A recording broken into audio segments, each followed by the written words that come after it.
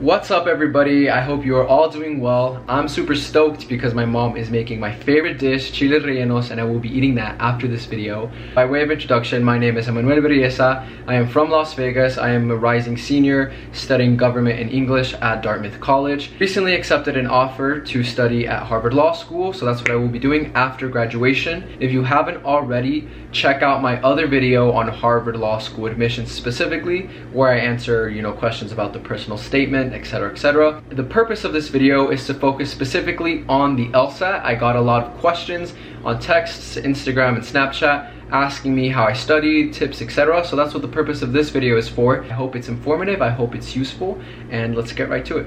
Question number one, what exactly is the LSAT? So the LSAT is an exam for all law schools. Some law schools have opted to accept the GRE as well, but most, if not all, law schools accept the LSAT. This is a standardized test for law school. It is another metric that schools use to benchmark you against other applicants. It is a tough and tedious test, but all the skills that you need can be learned and you can refine them with enough practice. So, although it is another obstacle, it's one that you can overcome.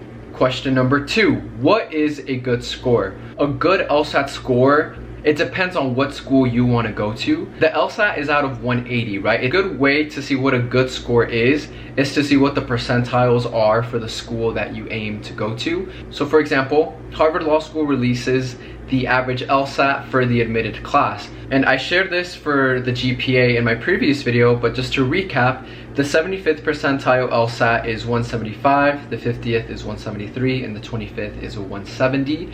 And that just means that, like, for example, if you get the 50th percentile, that means your LSAT score was the same as or higher than 50% of those in that class. Although Harvard's percentiles are the numbers I just said, it looks very different. For example, the University of Nevada, Las Vegas, UNLV, which is here. The 75th percentile for UNLV is 161. It's 159, that's the 50th percentile, and the 25th percentile is a 154.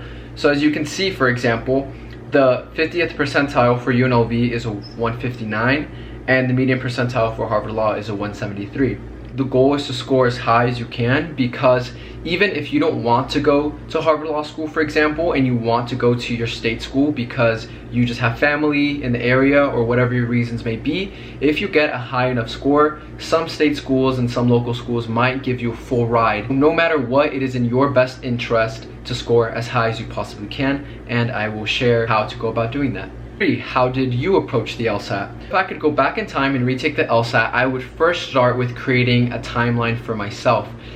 Look on the website at thelsat.org and see what available test dates are coming up. So whether you want to take this test in 2 months, in 3 months, in 6 months, in a year, they have very specific test dates. Choose which one you're aiming for and then create your timeline based off of that, because how much time you have will determine how you will study. My personal recommendation is to take the test at least 3 to 4 months out in advance. I believe that if you do anything less than 3 months, you might not reap the results that you want. Again, everyone's testing abilities are different and some people are better test takers than others, but I have found in talking to people and just reading forums online that an average of 3 to 4 months of consistent LSAT prep will give you a more desirable outcome than taking it next month, for example. Once you figure out what test date you want to do, the second step would be to take a diagnostic test. So this is basically just choose any practice test of the LSAT. I would use one of the more recent one, let's say like 2015 LSAT examples, because these exams are released. I would take a diagnostic test and just take it cold. Don't do any prep, take the exam and just see how you do naturally. That will help determine your study strategies, because depending on which sections you need more work on, that's how you will begin to tackle. Learn the fundamentals of the exam, and I'm gonna get into depth very shortly, but once you take the exam, you have an idea of the types of questions that they're asking for, and now the following step would be to learn the fundamentals of the exam. There are 3 sections. There's the logical reasoning section, there's the analytical reasoning section, and there's reading comprehension. So there are test strategies and there are fundamental concepts that you have to learn about each section. So the next step will be in learning those fundamental strategies, and I'm going to share very shortly what I used and how to go about doing that. Rinse and repeat. Keep taking practice tests, review them, and repeat. Practice and repeat, practice and repeat. The LSAT very much rewards those who have taken the time to learn the questions, learn how the test is, can get the timing down. At a higher level, those are my 4 approaches to the LSAT. Step 1, create a timeline for yourself. Step 2, take a diagnostic test. Step 3, learn the fundamentals through methods which I will share shortly. And step 4, practice and repeat. Question 4 is, how did you study for the individual sections? So this goes to step 3, right? Learning the fundamentals. I took a prep course called PowerScore. I'm not sponsored by PowerScore, just straight up what I use because that's what my friends recommended me. And it can cost about $800 to $1,000 depending on what you buy. There are different levels to it. But I enrolled in this course, and I don't know how useful it was in reality. So essentially the structure of this course is that they also gave me this notebook, and it was a 10-week course, and every Tuesday for 4 hours we would go over the entire exam, right? So our instructor started with the logical reasoning, and then he worked his way through every concept that you could possibly think of. Before each Tuesday, we would have to do homework on our own, and then we would review it, and then we would sort of keep doing that for the following weeks. There was homework attached, and then we would do some of the practice problems live. He would explain some things, and they were recorded so I could go back to the recorded videos. After the 10 weeks, theoretically I should have learned the concepts, but I just didn't for many reasons.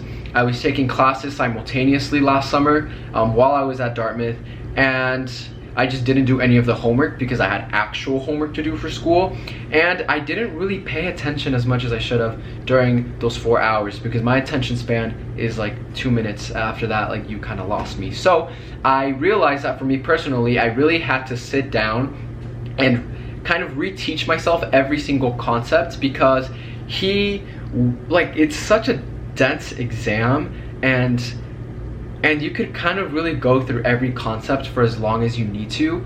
And so for the purposes of time, we just didn't. Yeah, that's what my LSAT course was. The other books that I purchased are I believe it's also from PowerScore. There's 3 books. There's the PowerScore Logical Reasoning Bible, there's a PowerScore Logics Game Bible, and then there's a PowerScore Reading Comprehension. I purchased 2 of the 3. I purchased the Logic Game Bible right here, which as you can see is pretty thick, and I also purchased the Logical Reasoning Bible. I don't know where that one is at. It's somewhere in my room. This place is a mess.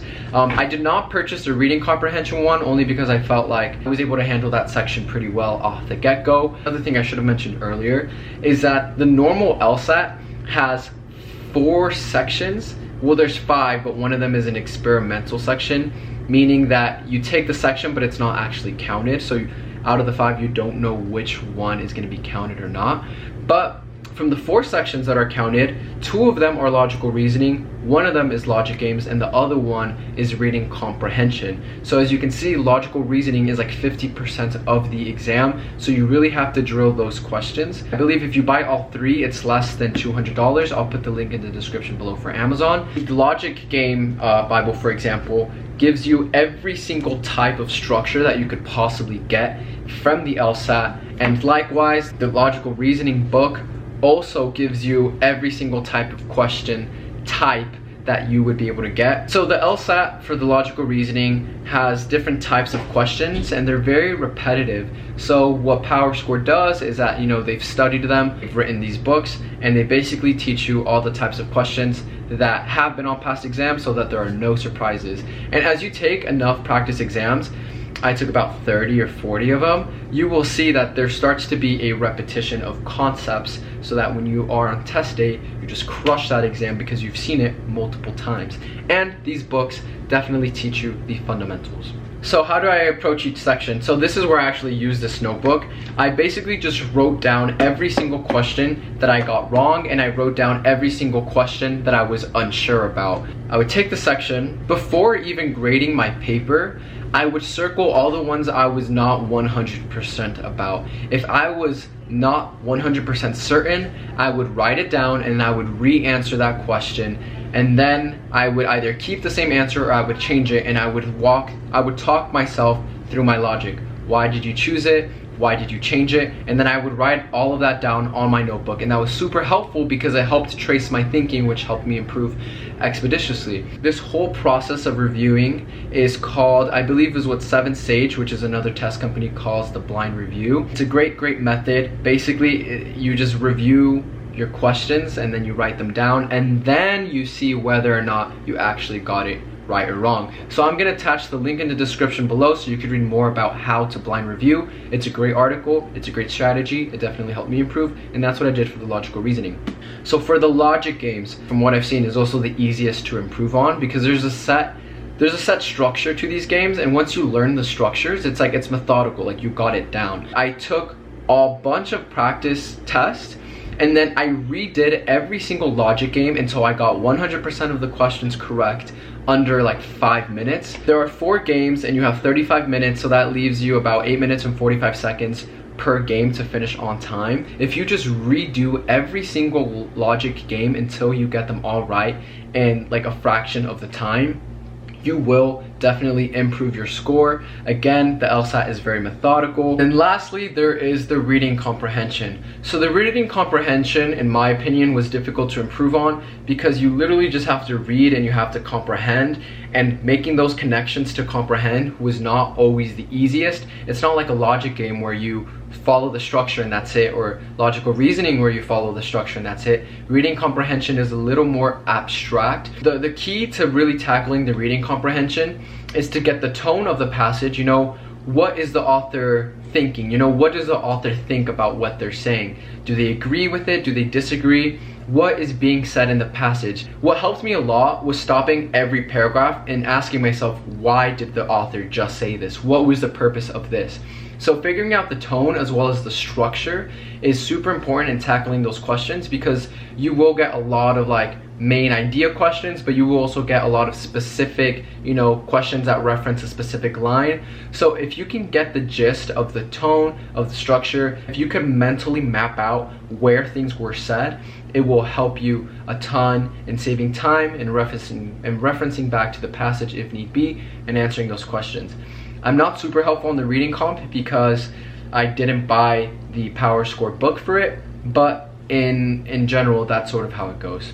So I know that was pretty long. Question number 5 is, what testing materials did you use? Well, I just mentioned them. Those are the testing materials that I used. I did a prep course with Power Score. I used those 3 Power Score books, and I also used a lot of practice tests. I know you could purchase practice tests on Amazon. They go back from like 1990 something all the way until very recently, so you could definitely purchase those exams. And there's also an online version where you could purchase those tests on there as well, but I know it can get pretty expensive. So send me a DM on Instagram and we can chat, especially if you're a first-gen low-income student. Please send me a DM and we'll talk, because there are resources to help you get those exams. Question number 6, how many times did you take the LSAT? So I took the LSAT once and only once. My goal was to take it like one time, like one and done was what I wanted to do. And my tip to you all would be to also aim for once, because based on the talks that I have been to with admissions officers at other top universities, they all say that they kind of take a second glance when you take it more than twice. So if you can keep it 2 and under, that's great. Ideally, you only take it 1 time. And if you're taking practice tests, you know where you're gonna score. Like there shouldn't be any surprises on test day, because the practice tests are very similar to what you will be seeing. So do not take the actual exam until you see that your practice tests are where you want to be. And if you need to take it twice, then go ahead and take it twice. But I would recommend you aim for 2 or less, simply because that is what admissions officers told me. Number 7, someone asked, what is the difference between the GRE and the LSAT? Well, the LSAT, as I mentioned, is specifically for law schools, whereas the GRE is the graduate school exam for a wide variety. So there's like master's programs, there's like PhD programs, etc. So the GRE is just the more general graduate school exam, and the LSAT is specifically for law school. However, some law schools are beginning to accept the GRE. However, I would still strongly recommend you take the LSAT over the GRE simply because you want to cast a wide net of law schools.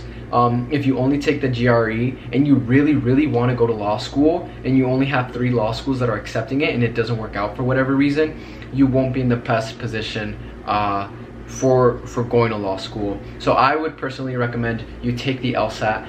And from my personal research, I feel like the GRE is mostly an option for students who are already at the university and they want to go to law school. So for example, if you're already doing like a master's program at Harvard, or you're already doing a PhD at Harvard, and you also decide you want to go to law school, I feel like they accept the GRE because you've already taken it and it's easier for you to apply. I was advised to take the LSAT by my friends. I am not an official rep for Harvard or any one of these schools, and if you go on the website, they'll tell you that they accept the GRE, which they do. They'll tell you that there's no difference, but just based off of friends that I've seen apply with a great GRE score and all this other things that I've heard, you might be better off taking the LSAT over the GRE if law school is what you really want to do. If you're unsure and you're also thinking about other grad school programs, awesome, do not study for the LSAT, take the GRE. Question number 8, what did you do the week or 2 leading up to the LSAT? I was taking final exams the week before I was taking the LSAT, so I was just studying for my final exams. I was academically stressed, as you can imagine, but I officially stopped all LSAT prep 1 week before the exam. I closed my notebook, I closed everything. I didn't take any more practice tests, I think 2 weeks before the actual test date. I was just fed up. I was studying so many hours and I didn't want to look at it anymore. I would recommend 1 week before the exam, just get the LSAT out of your head so that you can take it with a fresh pair of eyes and a fresh brain. 9, they asked, what are your 2 cents about the LSAT? I just think, like all standardized tests, they definitely do not measure intelligence, and for many people the LSAT is just another obstacle towards going to law school, which obviously is not ideal for a democratic society. As much as I hated the exam, as much as everyone else might not like it, it's still an essential part of law school admissions. So the way someone told me to think about it is just to think about it as a job. It's just another thing you have to do. Treat it like a job. Treat it as rigorously as you would anything else, and prepare as best as you can. Take it, and that's the end of that. Some people really like it. There are some people who I've met that just fall in love with the LSAT and they become tutors. That is not me. Treat it as a job and just get it out of your life as soon as you can. Question number 10, the last question, is what is something you wish you had known before taking the LSAT? So I wish I had known that consistency is truly key. It is much better to study for 3 to 4 months, studying 4 to 5 hours every single night consistently, rather than taking a whole year and sporadically studying. So just to share a little bit about my LSAT journey, I started the Power Score prep course on July 1st of last summer, and it was that 10-week course that I was taking simultaneously to school. And then I didn't study for like 2 months, and then I studied a little bit here, and then I took some practice tests here and there. That last month before the LSAT was just like a huge grind. I was taking practice tests like every 2 days. I was reviewing as quickly as possible. That did so much more for me than just sort of dilly-dallying through the 10-week course I did last summer and then doing practice tests here and there. Consistency is key, and that you should focus as much as your energy on it as you are able to. I was taking a lot of classes and I was doing research and doing an online job, etc, etc. I just try to work with myself. I try to work with my schedule. I had to push the test back because I flew to Buenos Aires for my study abroad at school, and I couldn't take the test there for one reason or another. If you have to postpone, it's fine. It's not a big deal. I will say that if I had taken the test in January, I would not have been ready because I didn't take it seriously. So take the test seriously. It's only like going to be a few months of your life, so just do your best you can. I believe in you, and do not give up. I would also say that just keep persisting, keep it consistent, and if I could be of any moral support whatsoever, send me a DM on Instagram. More than happy to chat about any of these things. Check out my other video as well about Harvard Law School admissions. I hope this was helpful, and all the links that I just mentioned will be in the description below. Don't forget to like, comment, and subscribe. Again, if you do those things, it helps circulate the video so other students can take advantage of this as well. I'm gonna go eat my chili rellenos now. My mom has been texting me like throughout the video. So before the food gets cold, peace out.